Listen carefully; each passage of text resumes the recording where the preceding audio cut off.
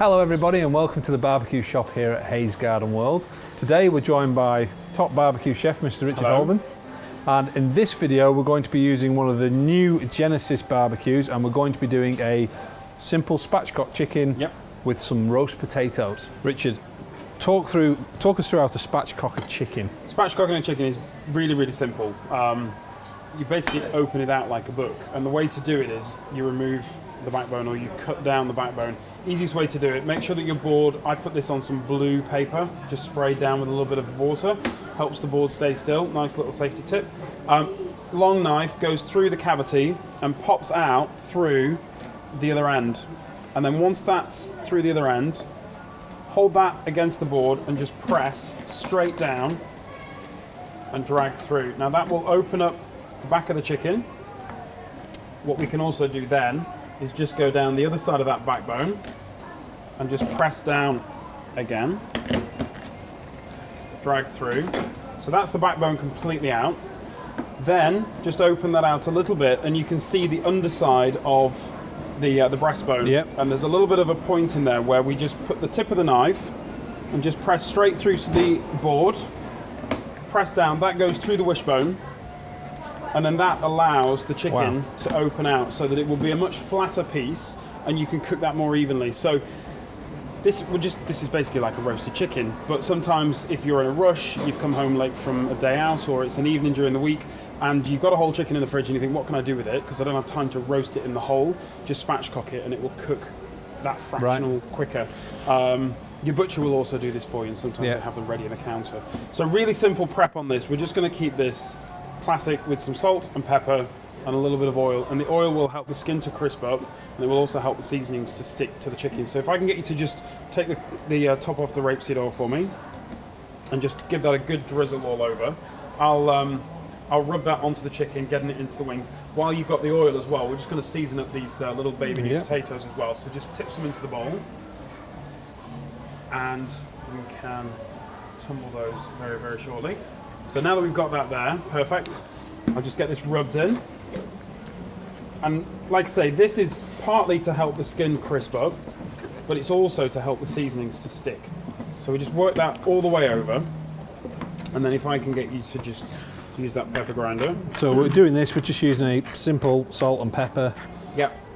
And if you go a little bit higher, those pepper flakes as they come out will just evenly distribute and you won't get big heavy clumps in one point. So that's perfect. Just press that in, make sure we get it into the wings, because there's always somebody that likes a wing. And then do the same with the sea salt. Just give that a crush between your fingers as you let go of that. This is Holden sea salt, so some of the flakes are a little bit bigger. Just sprinkle that from a height.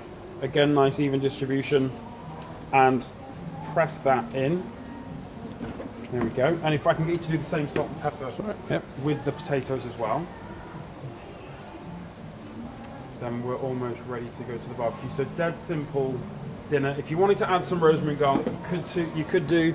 You could also put a dry spice rub on this, any kind of aromatic oil rub, whatever. Perfect. Chicken's so receptible to flavors, but good quality, locally sourced butcher's chicken. Great flavor, salt and pepper, bring out those flavors, and we're ready to go to the barbecue. Okay, so we've got our Genesis running at 200 degrees. Yep, we're going to roast this. Yep. It's something that you could grill, so if it's around about that 200 mark, you're good to go. Yep. I have roasted these on an indirect heat as high as, say, 220, 230, and they're absolutely fine. Two outside burners are on, relatively high, and the middle one's completely off. So we have the left third hot, the middle third warmed with air circulating underneath the lid, and the right third hot as well. So if we lift the lid, I'm going to get you to bring the chicken over. I'll bring the potatoes. I'm just going to scoot around there. So you use you can use the tongs or whichever. So what I like to do, because the chicken it's got a nice symmetrical line down the middle, because you've got the heat coming from both sides, I would put that lined up with the kind of center bone of the chicken down the center of the barbecue, just so that it heats nice and evenly from both sides. And then these potatoes, I've just tumbled them with the oil and the salt and pepper, and they can go just as so behind and in front of our chicken. And as long as they don't overlap the area of direct heat, they'll be absolutely fine, and they should cook in around about the same amount of time. So lid down. If you're looking, you ain't cooking. Yep. So we need to put the lid down, keep the heat in, use it like an oven, and we can be anywhere back in the house doing whatever. One top tip to remember when you're using the barbecue like this is the temperature will drop when you put food in it. So don't be taken to start turning the temperature up, just leave it, it will recover. It's a great point. Preheat your barbecue just like you'd preheat your oven or your frying pan, and the reason for preheating is so that the needle stabilizes. You know you've got your dial set at the right point.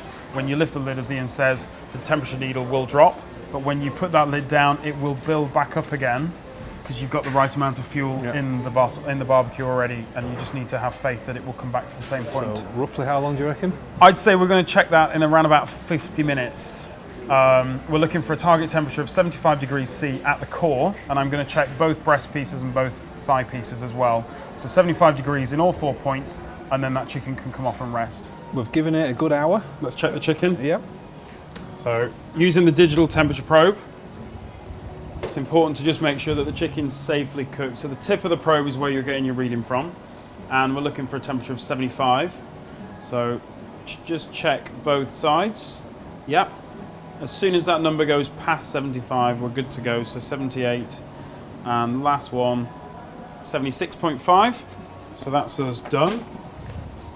Clean set of tongs to take the chicken off with.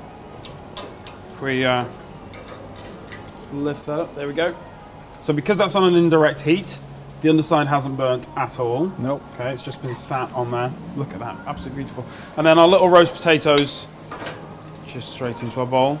Nice bit of colour on these, and the salt. The nice thing I like about doing potatoes like this is that the oil keeps the little salt crystals where they are, so when you eat them you get really nice little salty bursts.